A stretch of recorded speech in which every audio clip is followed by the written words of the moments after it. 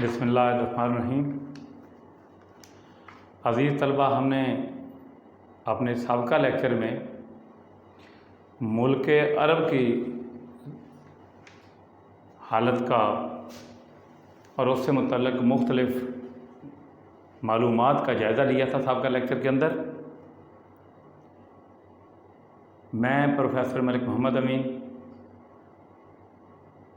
تاریخ اسلام پڑھنے والے فرسٹ ایئر کے طلبہ سے مخاطب ہوں۔ عزیز طلبہ، سابقہ لیکچر میں ہم نے عرب ملک سے متعلق آپ کو تعارف اور اس سے متعلق مختلف جو معلومات تھیں مختصراً اس کا جائزہ لیا تھا۔ وہ خطہ ارض جہاں پر حضور صلی اللہ علیہ وسلم تشریف لائے عرب کہلاتا ہے۔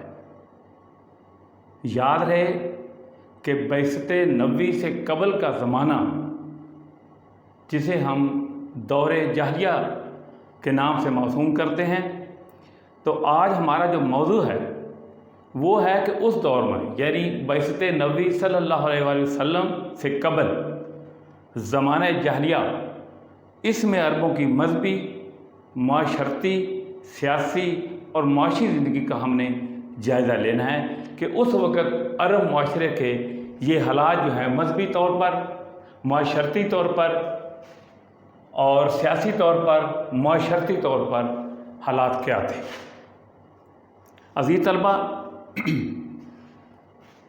طلوع اسلام سے قبل عرب کی ہر شعبہ زندگی میں حالت جو تھی وہ ناگفتہ بہ تھی۔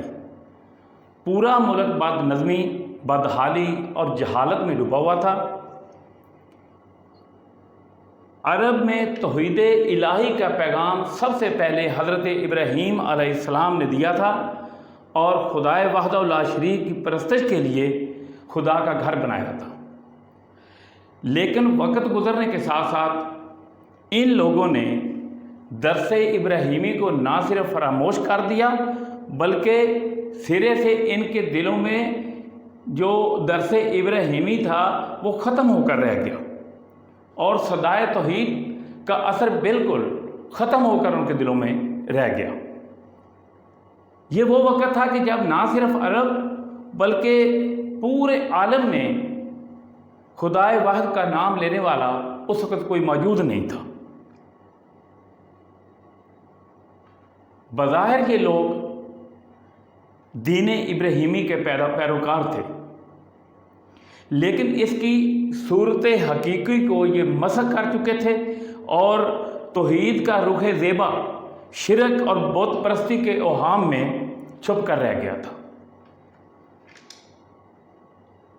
ان لوگوں نے خدائے واحد کی پرستش کے ساتھ ساتھ اور بہت سے اس میں کارساز جو تھے وہ شامل ہو گئے تھے۔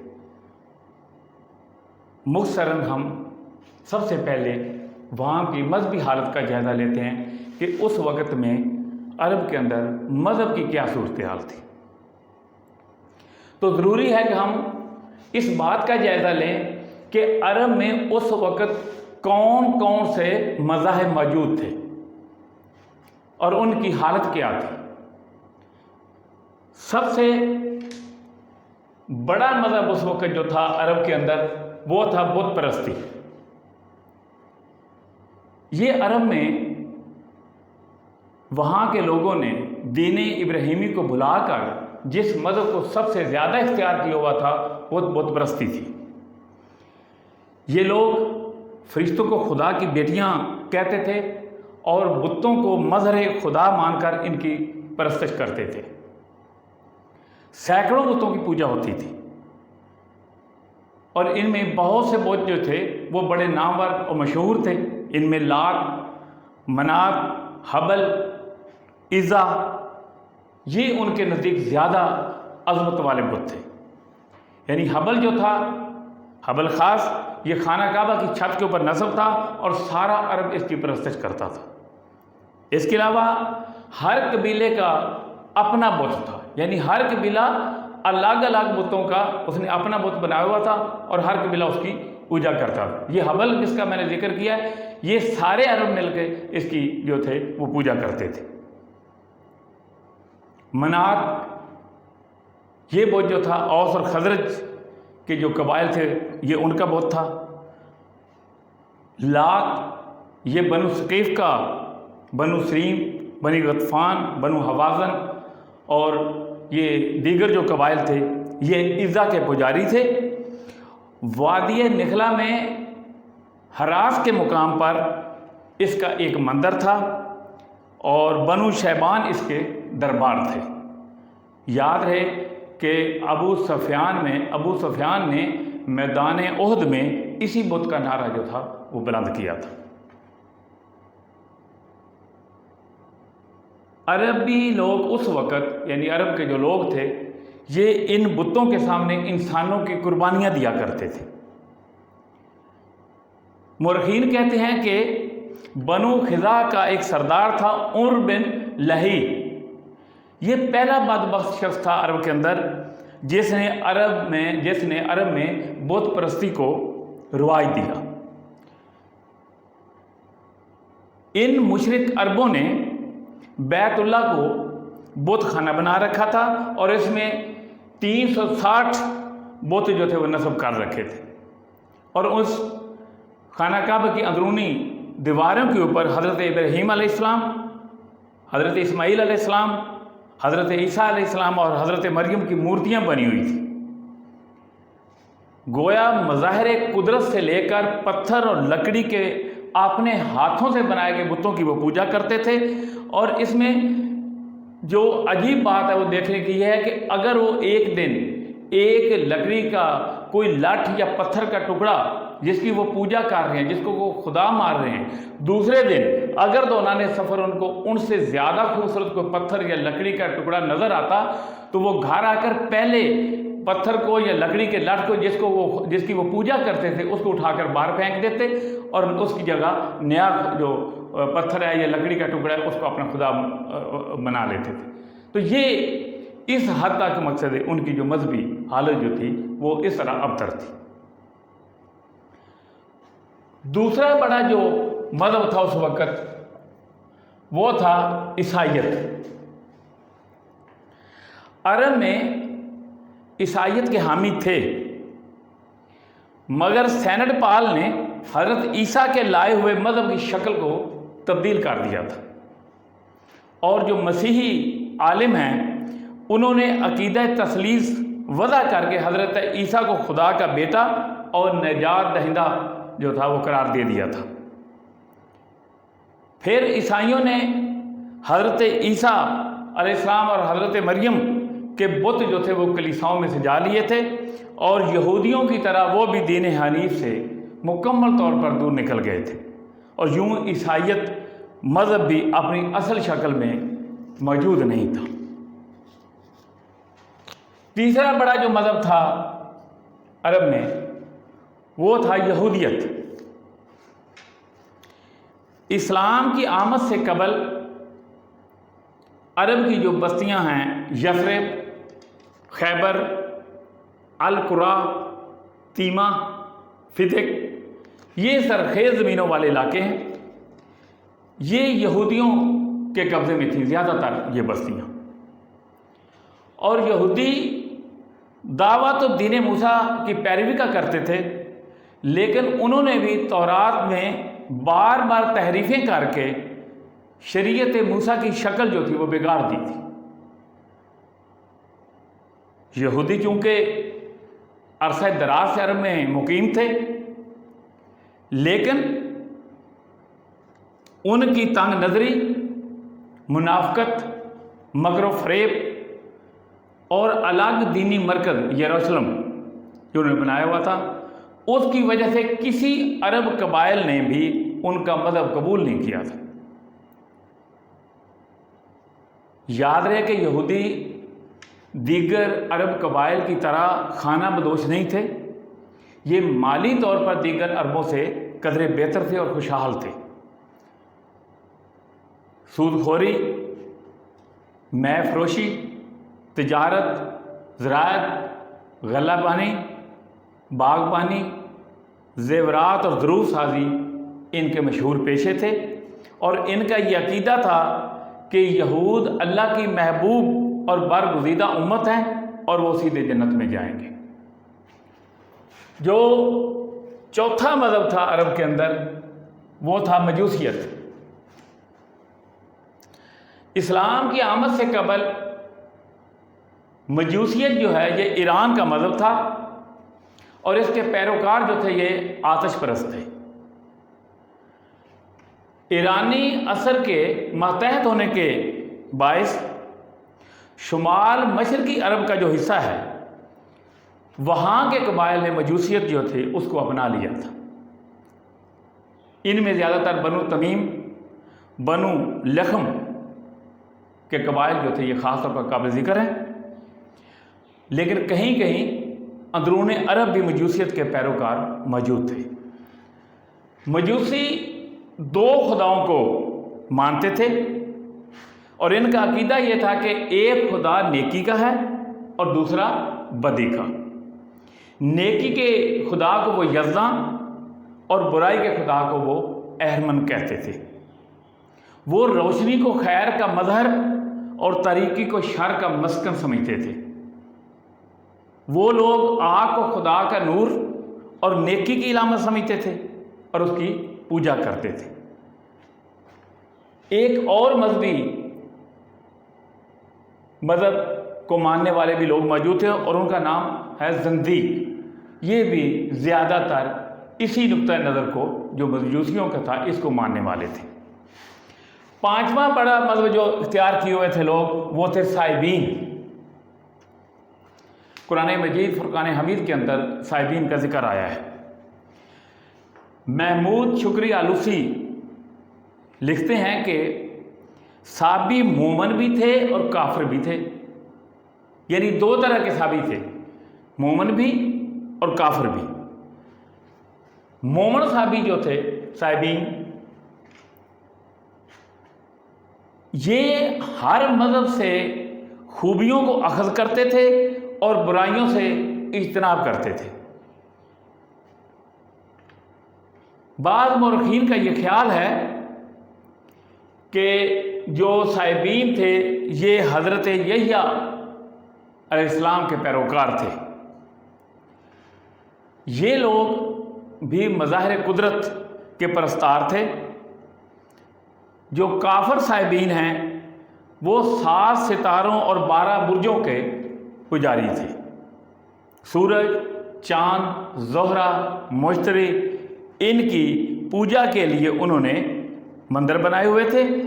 اور یہ بات بڑی قابل حیرت ہے کہ یہ مظاہر قدرت کی تو پوجا کرتے تھے، مظاہر قدرت کو تو مانتے تھے، لیکن ان کے خالق کو نہیں جانتے تھے۔ چھٹی قسم کے جو لوگ تھے عرب کے اندر یہ تھے توہم پرست۔ یہ ضعیف الاعتقاد لوگ تھے۔ تعویذ گنڈے، جادو ٹونے اور چھاڑ ٹون کو یہ اس کے اوپر یقین رکھتے تھے۔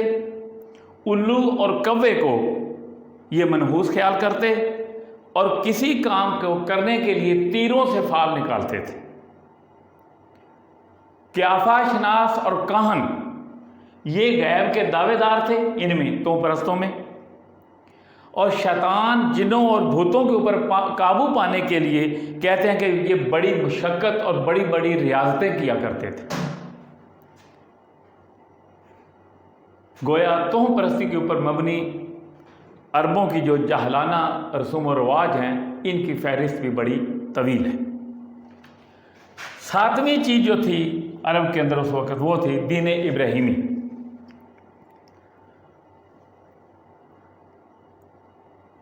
حضرت ابراہیم علیہ السلام نے اللہ تعالیٰ کے حکم سے جس دین کی تبلیغ کی تھی، قرآن مجید نے اسے دین حنیف سے پکارا ہے۔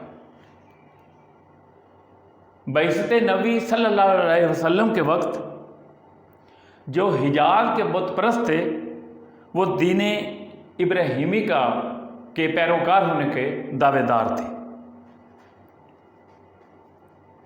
اعتکاف، روزہ، عقیقہ، حج، عمرہ، احرام، سعی، صفا مروہ، حجر اسود، تلبیہ، مینا میں قیام، قربانی، نکاح، طلاق، یہ سب دین ابراہیمی کی یادگاریں تھیں۔ لیکن دین ابراہیمی کے ان دعوے داروں نے یا ان پیروکاروں نے ان میں تعریفیں کر کے، ان میں تبدیلیاں کر کے اپنی مرضی کے مطابق اس کی حقیقی شکل جو تھی وہ بگاڑ رکھی تھی، لیکن ابھی بھی وہ اس کو دین حنیف سمجھ کر جو ہے اس کی پیروی کرتے تھے۔ وہ ایک اللہ تعالیٰ کے ساتھ، یعنی وہ مانتے تھے کہ اللہ تعالیٰ ایک ہے، لیکن اس کے ساتھ بتوں کی ہمسری بھی تسلیم کرتے تھے۔ وہ بیت اللہ کی تعظیم تو کرتے، مگر اس میں انہوں نے بت جو تھے وہ رکھے ہوئے تھے اور اس کو بھر رکھا تھا۔ کچھ لوگ واقعی دین ابراہیمی کے قائل تھے، وہ بتوں کی پرستش نہیں کرتے تھے۔ ان میں کچھ لوگوں کے نام میں اختصار کے ساتھ ذکر کرتا ہوں، مثلا سید عبد المطلب، سید عبداللہ، سیدہ آمنہ، زید بن عمر، سرما بن ابی انس، یہ سر فہرست ہیں۔ ان سے متعلق کہا جاتا ہے کہ یہ ابھی بھی یہ لوگ جو تھے یہ دین ابراہیمی کے قائل تھے۔ یہ ہم نے جائزہ لیا اس وقت عربوں کے مذہبی صورتحال کا۔ اب ہم جائزہ لیتے ہیں کہ عربوں کے اندر اس وقت معاشرتی اقدار، ان کی معاشرتی حالت کیا تھی۔ مذہب کی طرح معاشرتی طور پر بھی عرب جو تھے یہ منقسم تھے۔ یمن اس دور میں معاشرتی لحاظ سے اپنے عروج کو پہنچا ہوا تھا، اور اس کے علاوہ وہ علاقے جو ایران اور شام سے متصل تھے، یعنی ان کے ساتھ ان کی سرحدیں ملتی تھیں، وہ ترقی یافتہ تھے۔ لیکن عرب کی اندرونی حالت انتہائی بری تھی۔ تمدنی یا معاشرتی لحاظ سے جو عرب سوسائٹی ہے یہ 3 طبقوں کے اندر منقسم تھی، یعنی امیر، متوسط اور غریب۔ اکثریت ان میں جو تھی یہ غریب لوگوں کی تھی، اور قدیم یونانیوں کی طرح عربوں کے اندر بھی غلامی کا رواج عام تھا۔ لونڈیوں اور غلاموں کے لیے باقاعدہ منڈیاں لگتی اور ان کی خرید و فروخت جو تھی وہ ہوتی تھی، اور ساتھ یہ کہ جو غلام وہ خریدتے، یعنی جو آقا ہوتے غلام کے، وہ ان کے ساتھ نہایت شفاقانہ رویہ اختیار کرتے، گویا غلام سوسائٹی کا مظلوم ترین طبقہ جو تھا وہ بن کر رہ گیا تھا۔ اگر آبادی کے لحاظ سے ہم عرب کے معاشرے کا جائزہ لیں تو عرب سوسائٹی جو تھی وہ 2 حصوں میں تقسیم تھی، ایک حضری اور ایک بدوی۔ حضری وہ لوگ تھے جو شہروں میں مستقل مکانات بنا کر رہتے تھے، اور یہ اقتصادی لحاظ سے یہ قدرے خوشحال لوگ تھے۔ ان کی حالت دیگر عربوں کی نسبت بہتر تھی، کیونکہ ان کا جو ذریعہ معاش تھا یہ تجارت اور زراعت تھا۔ پھر یہ لوگ عرب کے جو بارونق علاقے ہیں، مکہ، مدینہ، طائف، اس طرح کے شہروں میں یہ لوگ آباد تھے اور رہائش پذیر تھے۔ پھر ان کی جو اخلاقی عادات تھیں وہ بھی قدرے جو بدوی ہیں ان سے بہتر تھی۔ دوسرا طبقہ وہ ہے بدوی کا، یہ خانہ بدوش تھے، جپسیز۔ یہ وسیع و عریض صحرا اور جنگل میں رہنے کے عادی لوگ تھے۔ نخلستانوں اور چراگاہوں کی تلاش میں یہ لوگ اپنی رہائش ایک جگہ سے دوسری جگہ منتقل کرتے رہتے تھے۔ یہ لوگ اونٹ کے بالوں سے بنے ہوئے خیموں کے اندر رہتے تھے۔ اقتصادی لحاظ سے یہ لوگ نہایت ہی مفلس اور نادار تھے۔ اونٹ، گھوڑے، بکریاں، بھیڑ یہ پال کر اپنی گزرگزار کرتے تھے، اور تجارتی قافلوں اور بدوی قبائل یعنی آپس میں ہی ایک دوسرے کو لوٹنا ان کا پسندیدہ مشغلہ تھا۔ قبائلی عصبیت جو تھی یہ ان بدویوں میں کूट कूट कर भरी हुई थी। यानी कबीले की इज्जत और नामूस के लिए वो मर मिटते थे,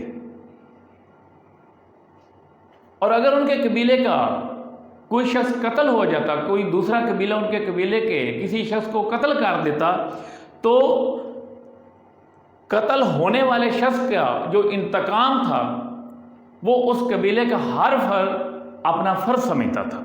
यानी इंतकाम को उनके यहाँ मजहबी फरीज़ा तस्वर किया जाता था।